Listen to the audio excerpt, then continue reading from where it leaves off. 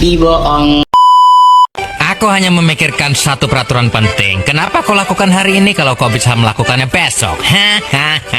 Few moments later.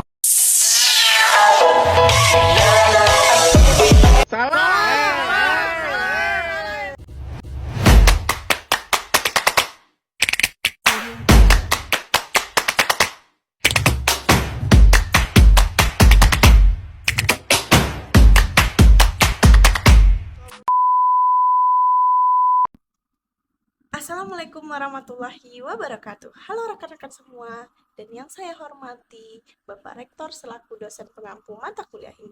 Perkenalkan, nama saya Gusti Olandari dengan NIM 251814201111 dengan jurusan S1 Keperawatan dari kelas A. Hari ini kita nggak bakal bahas teori yang bikin ngantuk, tapi kita bakal ditak tentang salah satu tokoh legendaris yang kalau beliau masih hidup sekarang, mungkin followersnya bakal jutaan karena integritasnya. Beliau adalah Bapak Muhammad Natsir. 17 Juli 1908, Muhammad Natsir lahir di Solok, Sumatera Barat.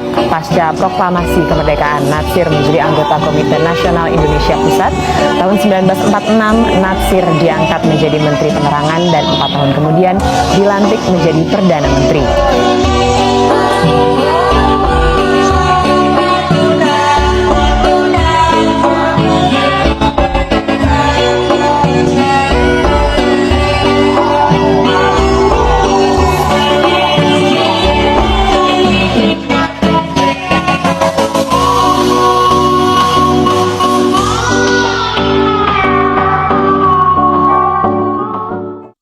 Kenapa sih kita harus bahas Bapak Muhammad Natsir di tahun 2026 ini? Karena jujur aja, bangsa kita lagi butuh obat buat masalah polarisasi dan krisis identitas. Selama beberapa menit ke depan, saya akan membawa Bapak Rektor dan teman-teman semuanya masuk ke dalam mesin waktu. Kita akan membedah pikiran seorang pria yang dijuluki dengan negarawan sejati. Kenapa Bapak Muhammad Natsir? Karena beliau adalah jawaban dari kebingungan generasi kita hari ini. Banyak orang yang kenal beliau sebagai Perdana Menteri, tapi sedikit yang tahu kalau beliau pernah tidak punya rumah pribadi saat menjabat. Beliau menolak mobil mewah dan lebih memilih naik sepeda atau transportasi umum. Beliau adalah Perdana Menteri RI pertama yang kemejanya punya tambalan. Bayangkan seorang penjabat tinggi negara yang hidupnya sesederhana itu. Di integritas di zaman sekarang, kita sering lihat orang pamer luxury life tapi lupa dengan esensi pengabdian. Natsir mengajarkan kita bahwa kekuasaan itu bukan buat gaya-gayaan, tapi buat melayani umat. Beliau adalah otak di balik Mosi Integral 1950. Tahun 1950, Indonesia hampir hancur dari dalam. Sumatera, Kalimantan, Sulawesi, semua berdiri sendiri. Jakarta cuma pusat dari negara kecil bernama Republik Indonesia Serikat. Saat bangsa ini terancam tercerai, seorang tokoh bangkit. Ia tak bawa pasukan, tak ada senjata. Yang ia bawa hanya satu pidato. Di hadapan parlemen ia berkata, saatnya kita kembali bersatu sebagai Republik Indonesia yang utuh. Dan dari pidato itu, satu persatu wilayah kembali ke pangkuan Ibu Pertiwi. Tanpa perang, tanpa kekerasan, hanya lewat Mosi Integral. Nama tokoh itu, Muhammad Natsir, sang pemersatu bangsa dengan diplomasi tanpa senjata. Pada tahun 1950, Republik Indonesia yang baru saja merdeka menghadapi tantangan besar untuk menjaga keutuhannya. Salah satu ancaman terbesar datang dari Maluku, ketika pada 25 April 1950, CRS Sumokil memproklamasikan berdirinya Republik Maluku Selatan, atau RMS. Dengan dukungan bekas tentara KAIL dan sebagian masyarakat Maluku, RMS menolak bergabung dengan Republik Indonesia Serikat. Langkah ini memicu reaksi keras dari pemerintah Indonesia. Dipandang sebagai ancaman separatisme dan bisa mengguncang integritas negara. Pemerintah segera mempersiapkan Operasi Merdeka, dipimpin oleh Kolonel Alex Kawilarang. Pasukan TNI, yang terdiri dari prajurit divisi Siliwangi, diberangkatkan ke Maluku pada September 1950. Pertempuran berlangsung sengit, terutama di sekitar kota Ambon yang menjadi pusat kekuatan RMS. Tentara RMS, banyak diantaranya adalah bekas anggota KAIL, memberikan perlawanan yang keras.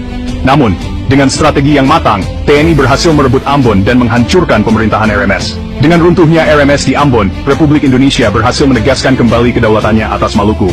Namun, sisa-sisa gerakan RMS terus memberikan tantangan hingga tahun-tahun berikutnya.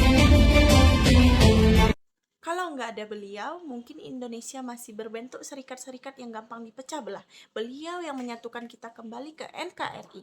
Bagi Bapak Muhammad Natsir, jabatan adalah beban moral, bukan ladang pamer. Beliau mengajarkan kita bahwa kehormatan datang dari karakter, bukan dari apa yang kita pakai. Ini adalah momen slide terbesar dalam sejarah diplomasi kita. Dan kata-kata yang santun jauh lebih kuat daripada amarah dan senjata.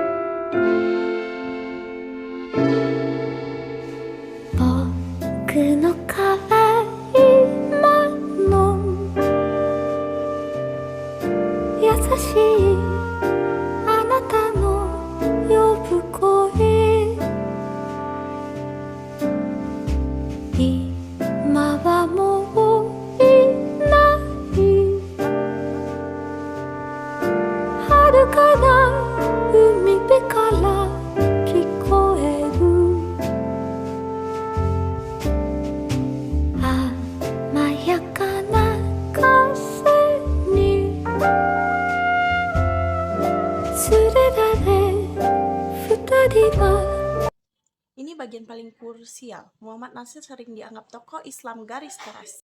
Islam sebagai dasar negara dalam perspektif demokrasi. Ini bagian yang paling sering disalahpahami. Natsir ingin Islam jadi dasar negara bukan untuk menindas, tetapi untuk memberi ruh moral pada demokrasi. Beliau bilang Islam dalam demokrasi itu tidak bertentangan. Islam memberikan nilai keadilan, sementara demokrasi memberikan prosedurnya. Bagi Natsir, memisahkan agama dari politik itu seperti memisahkan kompas dari nakoda kapal. Setelah tidak di pemerintahan, Natsir tidak pensiun. Beliau mendirikan Dewan Dakwah. Beliau sadar umat yang kuat adalah umat yang terdidik. Relevansinya hari ini, kita harus berdakwah lewat karya, teknologi, dan literasi. Bukan cuma jago orasi, tapi juga jago memberikan solusi bagi masalah umat. Bagian favorit saya adalah Natsir bisa berdebat tajam di parlemen bersama Bapak Ahkasimo dan Sultan Syahrir. Tetapi di luar beliau minum kopi bareng, sepedaan bareng dengan lawan politiknya. Mereka bisa membedakan mana beda pendapat dan mana permusuhan. Kondisi bangsa kita yang sekarang sering baperan karena adanya pilihan politik. Kita butuh kedewasaan Bapak Muhammad Natsir dalam berdemokrasi. Ada 5 kutipan legendaris Bapak Muhammad Natsir yang sangat relevan digunakan pada zaman era globalisasi saat ini. Yang pertama, jangan berhenti tangan mendayung, nanti arus membawa hanyut. Rekan-rekan, kutipan ini adalah filosofi resiliensi atau daya tahan. Natsir sadar bahwa hidup di Indonesia, baik sebagai bangsa maupun umat, akan selalu menghadapi arus tantangan, mulai dari kolonialisme dulu, hingga gempuran budaya asing dan teknologi sekarang. Kalau kita berhenti belajar, berhenti berinovasi, kita akan hanyut. Relevansinya, mahasiswa tahun 2026 tidak boleh berpuas diri dengan ijazah. Kita harus saling mendayung dengan skill baru agar tidak tergilas zaman. Tantangan bangsa dan umat saat ini bukan lagi penjajahan fisik, tapi penjajahan intelektual dan teknologi. Banyak anak muda sekarang merasa cemas atau anxiety karena pekerjaan mulai digantikan AI. Dibandingkan dengan Bapak Muhammad Natsir. Bapak Muhammad Natsir adalah sosok yang sangat rajin membaca dan menguasai banyak bahasa asing. Beliau tidak pernah berhenti belajar. Contoh nyatanya untuk kita, jangan cuma menjadi konsumen teknologi. Jadilah pencipta. Mahasiswa tahun 2026 harus mendayung dengan menguasai skill baru seperti literasi digital dan pemikiran kritis, supaya tidak hanyut oleh arus otomatisasi zaman. Kutipan kedua, politik bukanlah lapangan pencaharian, tapi lapangan pengabdian. Ini adalah tamparan keras bagi realitas politik hari ini. Natsir melihat politik sebagai ibadah. Analisis saya, ketika seorang menjadi politik sebagai mata pencaharian, maka dia akan melakukan segala cara untuk. Tapi, jika kita pengabdian, dia akan melakukan segala cara untuk memberikan manfaat. Bapak Rektor, jika prinsip ini dipegang teguh oleh seluruh birokrat kita, maka tata pengelolaan pemerintah kita akan menjadi yang terbaik di dunia. Contoh nyata bisa kita lihat di setiap musim pemilu. Kita masih sering mendengar istilah serangan fajar atau politik uang. Ini terjadi karena politik dianggap sebagai investasi modal untuk mencari keuntungan, bukan pengabdian. Dibandingkan dengan Bapak Muhammad Natsir, saat beliau menjadi Perdana Menteri, beliau menolak hadiah mobil mewah karena tahu kondisi ekonomi rakyat lagi sulit. Referensinya hari ini, kita butuh pemimpin yang berani menolak suap, gravitasi meskipun punya kekuasaan. Kepemimpinan ini bukan soal seberapa kaya kita menjabat, tapi setelah berapa banyak masalah rakyat yang selesai. Kutipan ketiga, bersiaplah untuk berbeda pendapat, tapi janganlah bersiap untuk bermusuhan. Ini adalah inti dari demokrasi sehat. Natsir mengajarkan kita adab al-iktilaf atau etika berbeda pendapat. Beliau sering berdebat di parlemen dengan tokoh-tokoh yang pandangannya bertolak belakang, tapi hubungan dengan personal tetap hangat. Di era cancel culture atau cyberbullying sekarang, kutipan ini sangat mahal harganya. Kita harus saling mengkritik ide seseorang tanpa harus membenci orangnya. Kita lihat di kolom komentar Instagram atau Twitter, seringkali hanya karena berbedaan pilihan partai atau berbeda pendapat soal kebijakan, orang bisa saling caci maki, doxing, bahkan putus tali silaturahmi. Dibandingkan dengan Bapak Muhammad Natsir, beliau adalah sahabat dekat Bapak Kasimo, tokoh Katolik, dan Bapak Sultan Syahrir, tokoh sosialis. Mereka bisa berdebat hebat di sidang parlemen sampai panas, tapi begitu selesai, mereka pulang bareng, makan bareng, dan saling menghargai. Ini adalah pesan untuk kita. Stop being toxic on social media. Kita harus belajar dari Bapak Muhammad Natsir bahwa kecerdasan politik itu artinya membedakan mana perdebatan ide dan mana kebencian personal. Kutipan keempat, Islam itu bukan hanya mengatur hubungan antara manusia dan Tuhan, tetapi juga mengatur hubungan antara manusia dengan manusia. Kutipan ini membantah pandangan bahwa agama tidak hanya di dalam masjid. Bapak Muhammad Natsir ingin umat Islam menjadi solusi di ruang publik. Beliau ingin kita jujur dalam berbisnis, adil dalam memimpin, dan santun dalam bertetangga. Analisis relevansinya adalah menjadi religius di tahun 2026, berarti menjadi orang yang paling depan dalam menjaga lingkungan, membantu sesama, dan menebar kedamaian di media sosial. Indonesia adalah milik kita bersama, dari Sabang sampai Merauke. Sederhana tapi dalam. Kutipan ini lahir dari rahim Mosi integral. Natsir mengingatkan bahwa ego kelompok atau ego daerah harus saling tunduk pada kepentingan nasional. Di tengah isu disintegrasi atau kecemburuan sosial antar wilayah, semangat Natsir ini mengingatkan kita bahwa kita adalah satu tubuh. Jika satu wilayah sakit, semua harus merasakan sakit. Inilah jiwa nasionalisme yang religius yang beliau wariskan.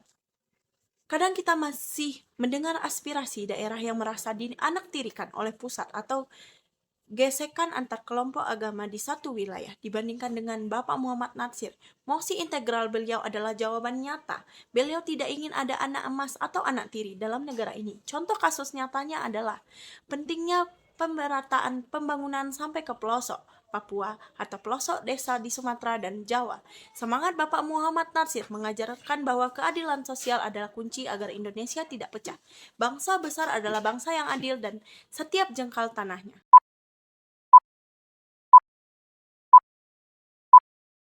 Kami ini korban pelanggaran HAM. Ini hak kami, hak mutlak. Kami merasa terancam. Saya tidak punya sumber kehidupan yang lain. Saya ingin tanah saya tidak boleh dirampas atau diambil oleh perusahaan. Kami mau hidup tanpa uang pun saya hidup tahun-tahun di hutan. Saya tidak pusing uang, saya bisa hidup. Kami masih mau hidup. Hidup di tanah kami.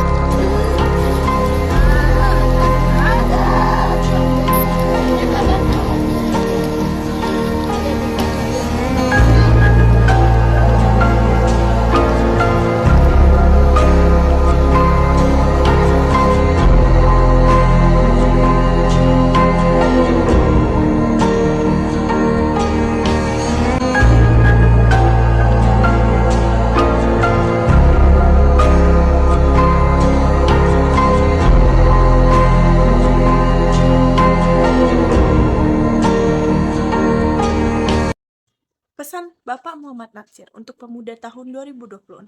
Jadilah orang yang punya prinsip namun tetap santun. Di era AI dan digital ini, kita butuh humanity yang diajarkan Bapak Muhammad Natsir. Beliau mengingatkan bahwa setinggi apapun teknologi kita, tanpa akhlak yang baik kita akan menghancurkan diri sendiri.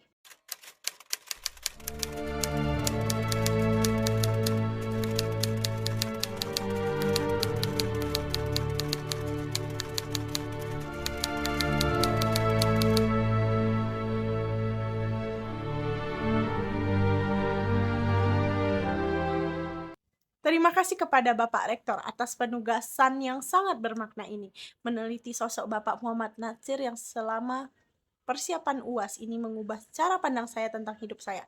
Saya Gusti Wulandari dengan NIM 25181420111011 pamit undur diri. Semoga kita bisa menjadi natsir-natsir muda yang membawa cahaya bagi bangsa dan umat.